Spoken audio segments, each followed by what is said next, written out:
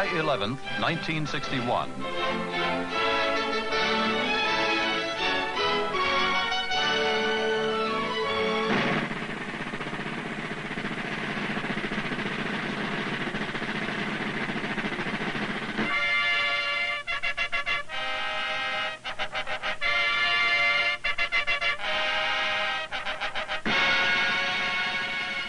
Trumpets herald the arrival in Washington of the Pakistani jetliner bearing President Mohammed Ayub Khan.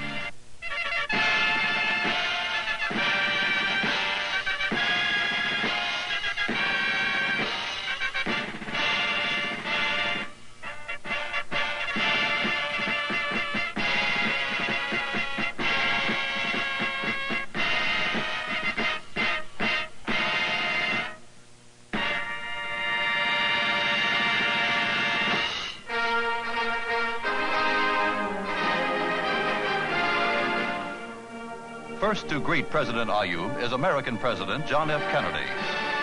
With President Ayub is his lovely daughter, Begum Aurangzeb.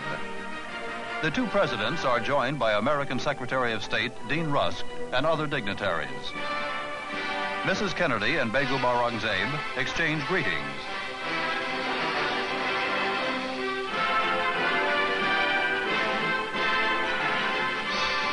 President Ayub makes his way along the reception line, while President Kennedy greets each member of the visiting Pakistani party. Prominent among them are Pakistan's Minister of External Affairs, Manzoor Qadir, and Minister of Finance, Mohammad Shoaib.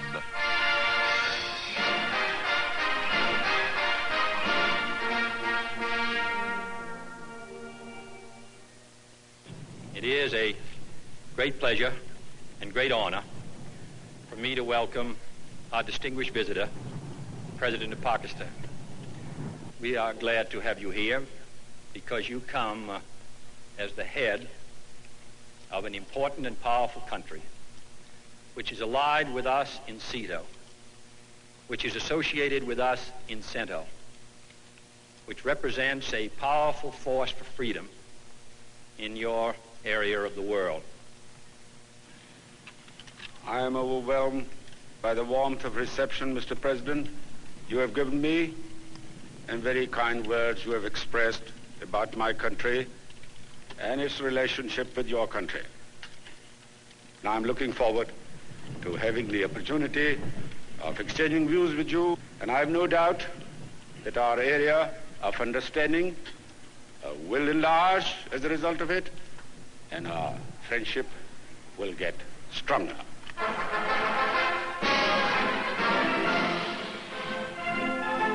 Full military honors are paid to President Ayub, World War II veteran of the Burma Front and the former commander of his country's armed forces.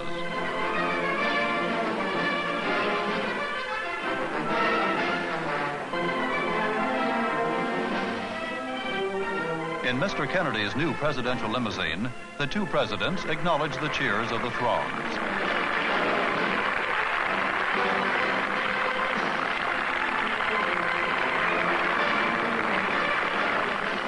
The end of the parade finds the presidential party at the Blair House, the president's official guest house, where the distinguished visitor will stay for the first 3 days of his 8-day visit in the United States.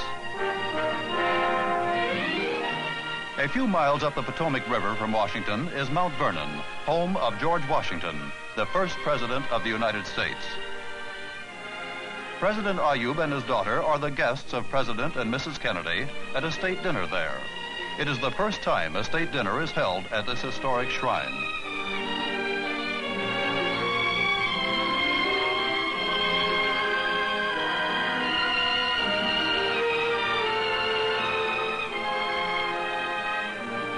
The 16-mile trip provides lovely views of the natural beauties along the banks of the Potomac.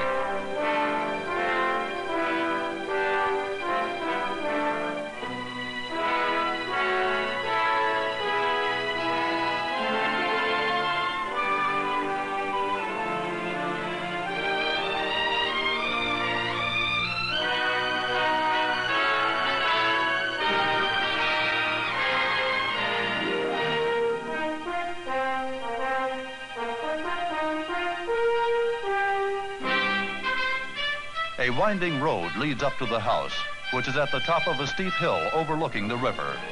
Many guests are waiting for President Ayub and President Kennedy. Among them are some of the chief diplomatic and political figures of the United States. As part of the welcoming ceremony, a small bronze bust of George Washington is presented to the Pakistani leader.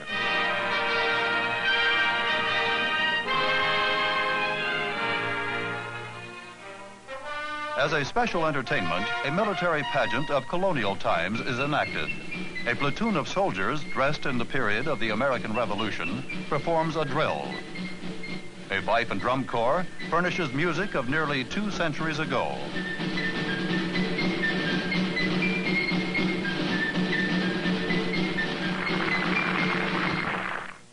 The state dinner takes place outdoors on George Washington's favorite sweep of lawn overlooking the river. President Ayub described the canopy, specially constructed for the occasion, as an American shamiana. At the dinner, President Kennedy, speaking for all Americans, says that no one could be a more welcome guest than President Ayub. The following day, President Ayub goes to fulfill one of the primary purposes of his trip to the United States: to exchange views with President Kennedy and to become personally acquainted with him. Before an unusually large representation of the international press, President Ayub confers with President Kennedy and Vice President Johnson. They stress the need of the nations of the free world to attain unity in order to promote international peace and ensure national security.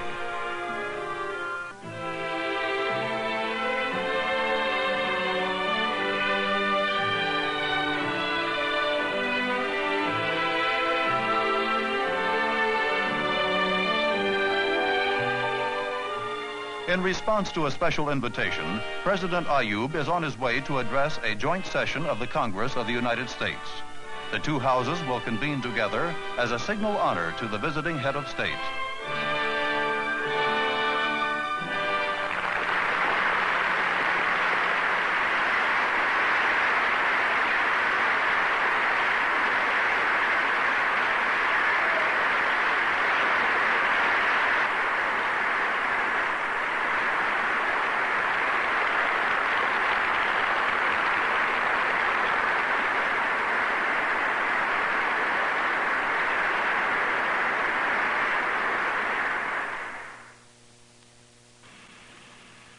I regard it as a great privilege to have been given the opportunity to address this august body, the most powerful and the most distinguished representative institution in the world.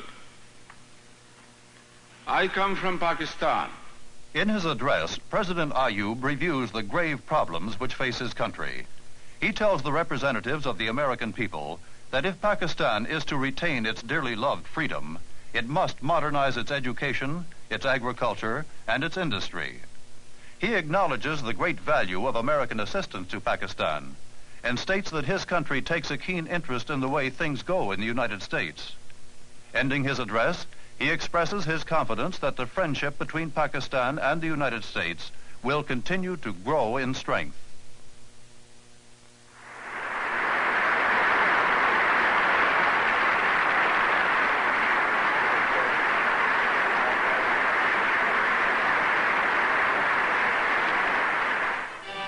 Washington's Islamic Center and Mosque is one of the many beautiful religious centers of the nation's capital.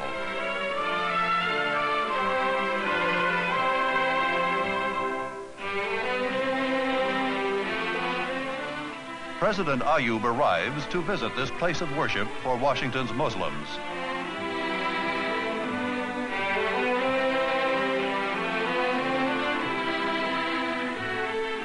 In the courtyard, the president observes a fountain, which is a replica of one in the Alhambra in Spain.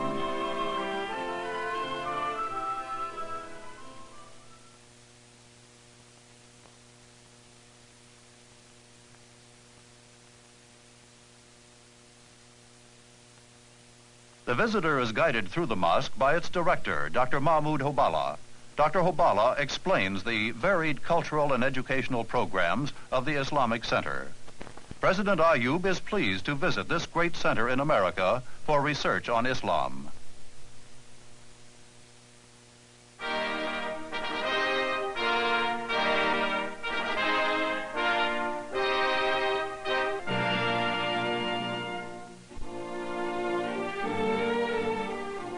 The Embassy of Pakistan is the scene of a meeting between President Ayub and Pakistani residents of Washington.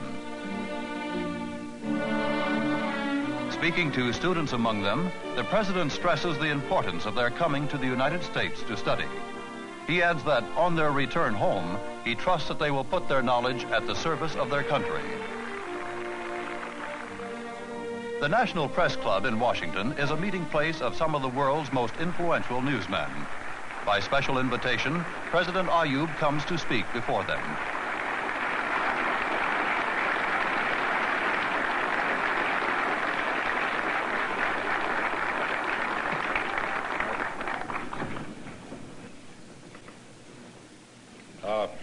Mr. President and gentlemen, I feel rightly honored to have been given the opportunity to come to this world-famed institution and to have the opportunity to see you, gentlemen.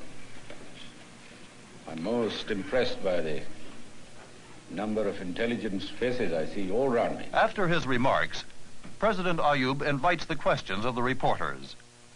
In answer to one question, he states that the goal of his government's domestic program is the unification of his people with common values and in strong national purpose.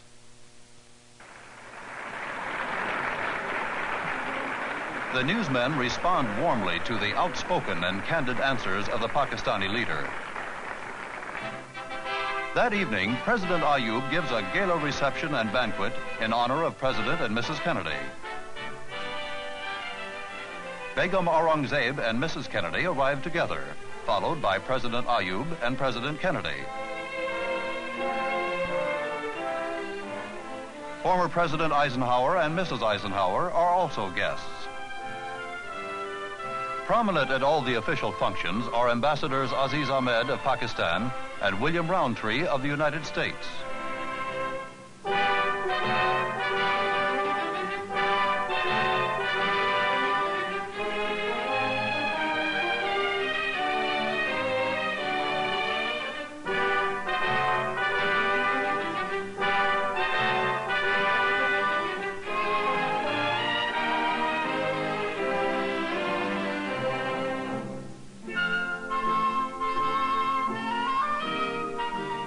As the reception line is being formed, the host makes sure that his guests all talk to each other and that everyone enjoys himself.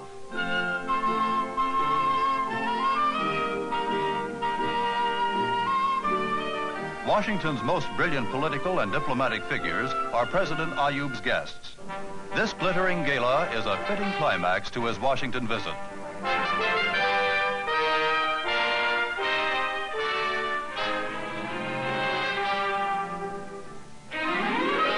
Next morning, the President and his daughter leave Washington for New York City.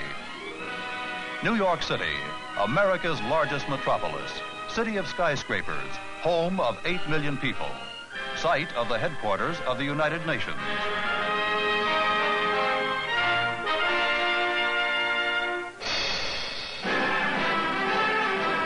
The welcome traditionally reserved by the city for its most distinguished visitors is a ticker-tape parade.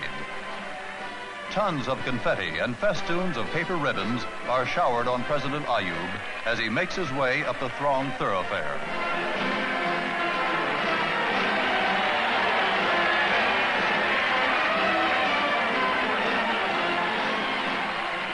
The turnout is large and enthusiastic as thousands of New Yorkers crowd to welcome a man who has proved himself the champion of a free people.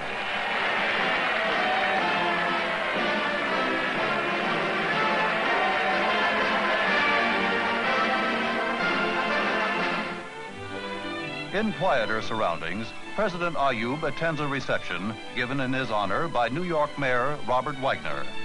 The garden of the mayor's residence is filled with people who have come to greet the president. A young, pretty New Yorker presents the visitor with a symbol of the city's friendship. Among the fortunate people to have the opportunity of meeting the president are diplomats, New York political leaders, and distinguished private citizens.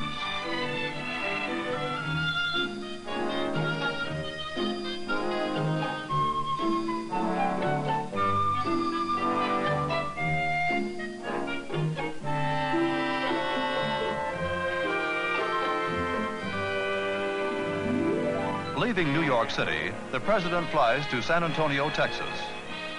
The Alamo is known across the country as the cradle of liberty in the southwestern United States.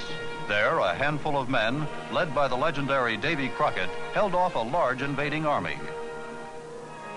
As everywhere in America, a large crowd welcomes President Ayub.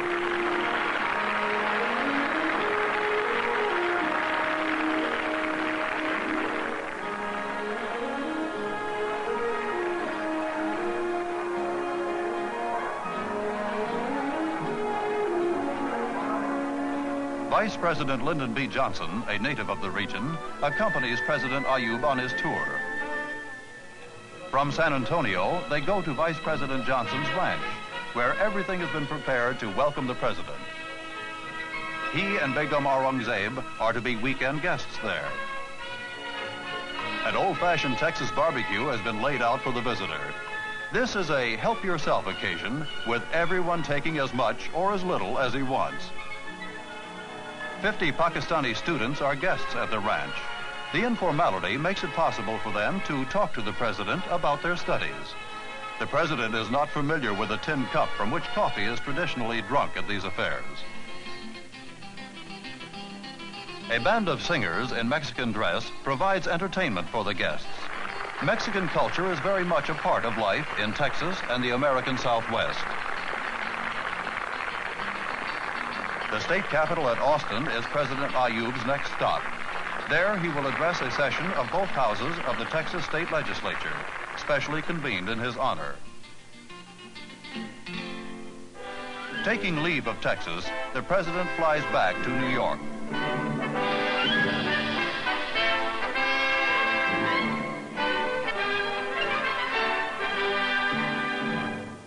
In New York, the United Nations prepares to welcome one of its staunchest supporters.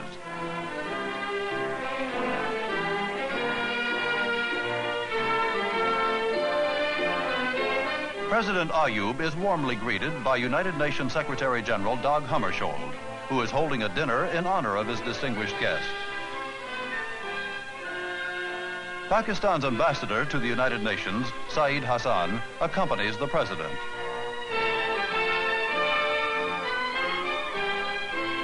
The President and the Secretary General take advantage of their meeting to hear each other's views on many questions of international importance. They conclude that Pakistan's continued cooperation in the United Nations will result in immense mutual benefit.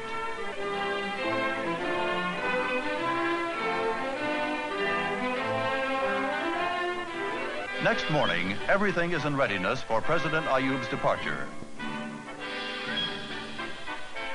Great numbers of reporters have followed him to the airport, hoping to get one last statement to the press.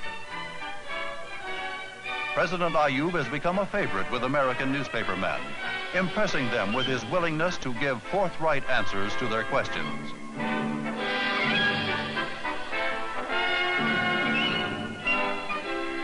The distinguished visitor hears a word of farewell from the New York policeman who escorted him to the airport.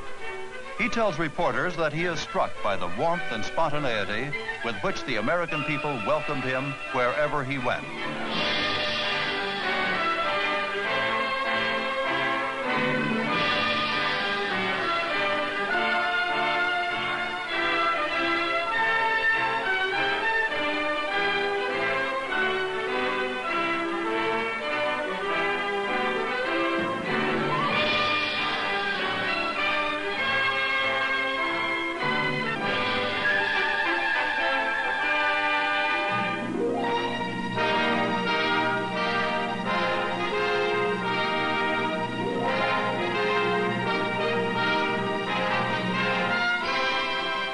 As he returns to his country, President Ayub leaves a people impressed by his force and loyalty, and a nation convinced of the solid friendship between the United States and Pakistan.